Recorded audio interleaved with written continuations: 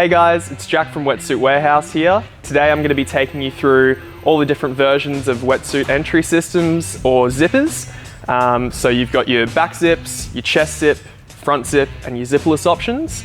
I'm going to be going through all their pros and cons, and then hopefully by the end of the video you'll have a better idea of what's best suited to you.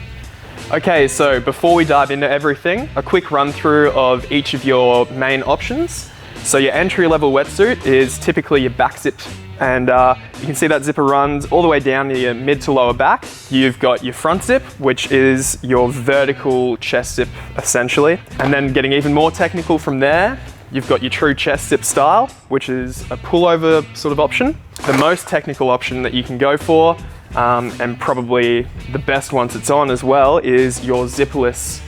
All right guys, so we'll get started with your entry-level style of wetsuit, and that's your back zip.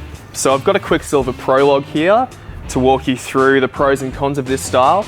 I think it's important that we sort of start the conversation here with how important a zipper is for all of the features you're looking for in a wetsuit. So that's your warmth, your comfort, your stretch. Those are the three biggest call-out factors for any wetsuit.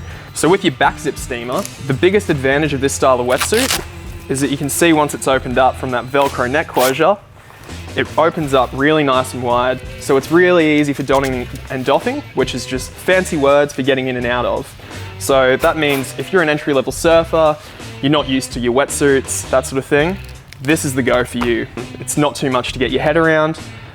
But of course, that being said, one of the drawbacks would be that it actually affects the water sealing capabilities of the wetsuit.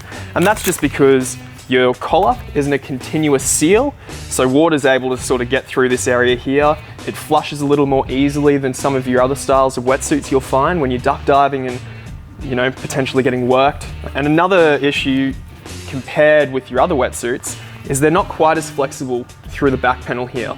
So when you're paddling with a wetsuit, it's almost, you need it to be your second skin.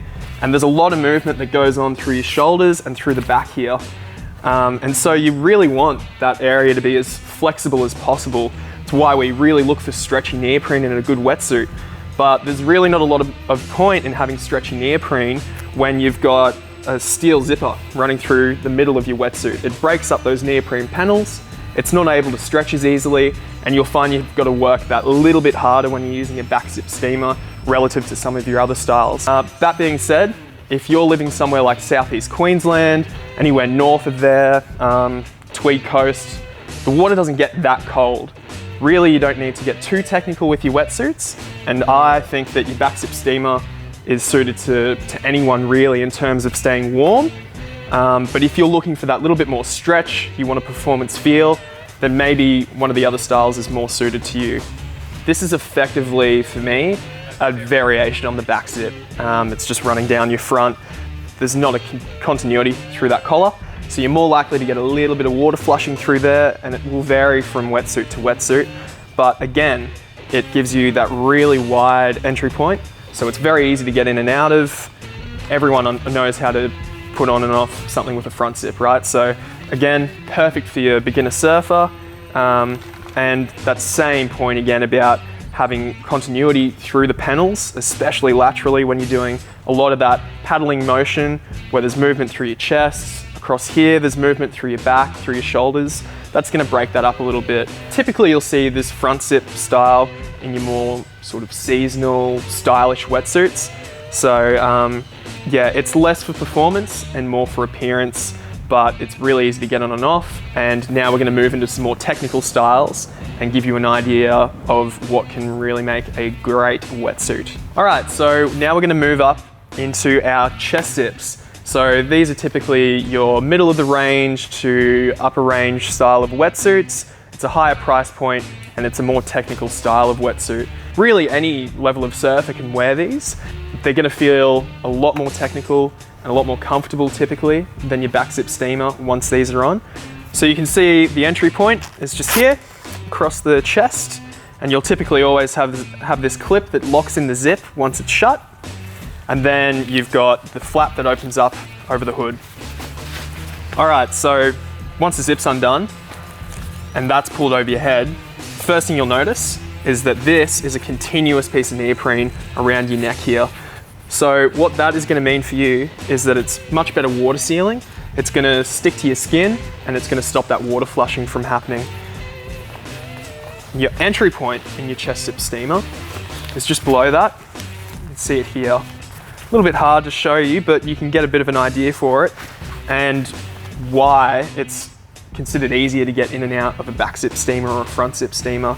You've just got a smaller entry point here, so it can be a little bit more fiddly. But that being said, once it's on, this style of wetsuit feels great.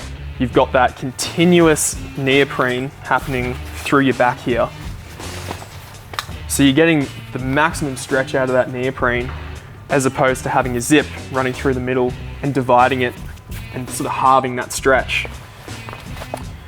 So when we're talking about your key factors like your warmth, your stretch and your comfort, your chest zip is going to come in ahead of your back zip pretty well every day of the week.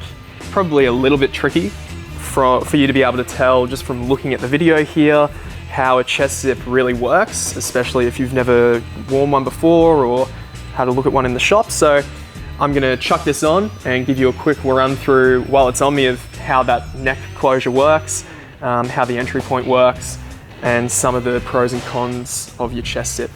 I've cheated a little bit and I've gotten the first half done off camera. Once you've got your legs all the way pulled up, and make sure you get that part right before you try and do the upper part of your body. Give yourself the best chance of being able to get it over your shoulders. All you want to do is just find your left arm to begin with. Just slide that one through here, and just like your legs, you really want to make sure that your shoulders and your arms are all the way done before you're doing the next step, which is pulling that foot over the top. So left arm's done, bit of a stretch here,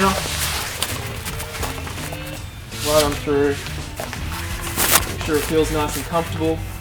So once you've got your arms in, you're feeling comfortable, there's no folds or anything through your shoulders, you're ready to rip that collar over the top of your head. So just reach over and just slip the head through, it's really not that hard. And once you've got that, you can go for the zip.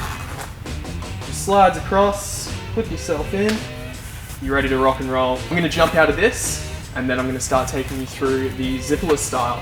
We're moving into our last style of entry system, and this is why I've been using those words, entry system. It's because not every wetsuit is going to actually have a zipper, and this one is the Zipless wetsuit that we're going to be looking at, and it's an E-Bomb from Rip Curl, a really well-known line of wetsuits. So yeah, it's effectively a similar shape to the chest zip in terms of the way that this pullover function works, but of course there's no zipper closure. All you've got to work with is this pull tab here, which can tighten and loosen, give you a little bit more playroom, and helps you to tighten the pullover section once it's on to get a better seal. So if we pull this over the top here, you can see that that entry point, very similar to how your chest zip works, probably slightly smaller again. So, you know, with technicality comes a more difficult on and offing process. But, you know, again, if you're looking for performance, if you're looking for comfort, then it's worth it. And I would recommend it. Enough chat about the wetsuit. Let's chuck it on and we'll see how it feels. TikTok transition for you. I'm already sweating. This thing is seriously hot.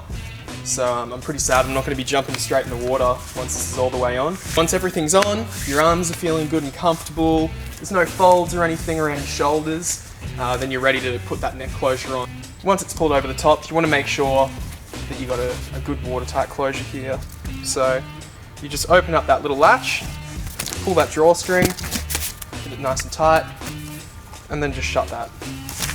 Now you're ready to go, and you've got no zips, and I can tell you right off the bat, this feels worlds apart from having a zip on you.